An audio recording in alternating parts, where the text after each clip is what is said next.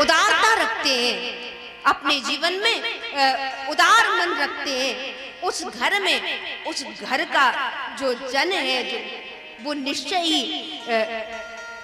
भोले के स्वरूप में होता है। और वहां जिस घर में एक स्त्री सदा अन्नपूर्णा बनके, अन्नपूर्णा किसे कहते हैं?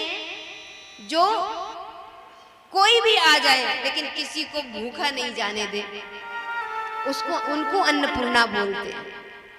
भगवान भोले भी ऐसे हाथ फैलाए खड़े होते हैं माता अन्नपूर्णा के समक्ष। अन्नपूर्णे सदा पूर्णे, ऐसी माता अन्नपूर्णा, जहां भोले भंडारी, वो भी भोले हैं, वो भंडारी हैं, तो किसकी कृपा से? माता अन्नपूर्णा की कृपा से ही वो भंडारी हैं। और घर में जब मैया उदार होती है ना, जब माता उदार होती है, माता देने वाली होती है, जिस घर की स्त्री देने वाली होती है, जिसके मन में, जिसके हृदय में उदारता पल रही होती है, उस घर में निश्चय ही सदा सर्वदा क्या मौजूद रहता है? उस घर में सदा सर्वदा भंडार में भरपूर मौजूद रहता है, जो भी चाहो। क्यों? क्योंकि स्त्री को क्या कहा गया है? अन्नपूर्णा कहा गया। माताओं को अन्नपूर्णा कहते हैं, माताओं को महालक्ष्मी कहते हैं, माताओं को सरस्वती कहते हैं। वो जब प्रियकर बोलती है तो सरस्वती बन जाती है। वो उसके घर में आने से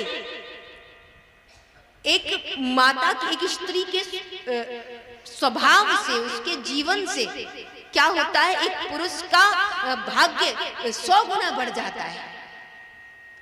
माता के, एक स्त्री के सौभाग्य से एक पुरुष का भाग्य भी 100 गुना बढ़ जाता है।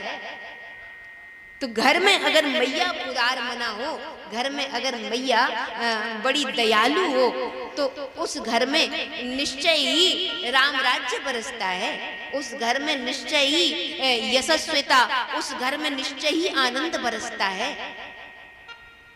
लेकिन जिस घर की मैया कंजूस हो, लेकिन आज के समय में मैं देखती हूँ माताओं जैसी उदारता अन्यत्र कहीं देखने को नहीं मिलती है।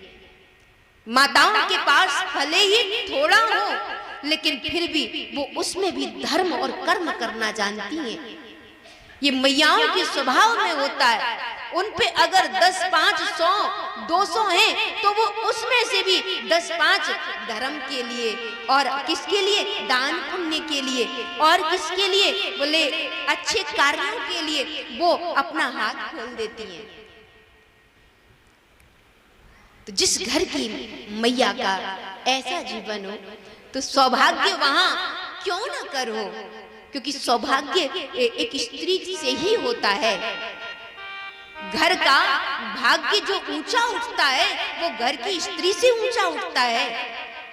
घर में अगर अन्न भरपूर है, घर में धन भरपूर है, घर में अगर खुशियां भरपूर हैं, घर में अगर प्रेम भरपूर है, घर में अगर सबके भरे पेट हैं, तो वो मैयाओं की कृपा से ही संभव है। उनके ही भाग्य से होता है ये सब।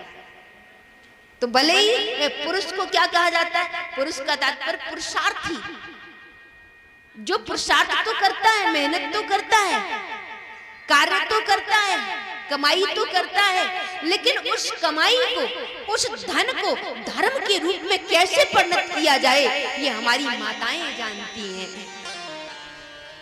तो धन्य थी यशोदा मैया, धन्य यशोदा, जिन्होंने अपने जीवन में सदा नंद बाबा के साथ खड़े होकर के, जिन्होंने जो भी नंद बाबा ने लुटाया तो उन्होंने उतना ही आनंद माना।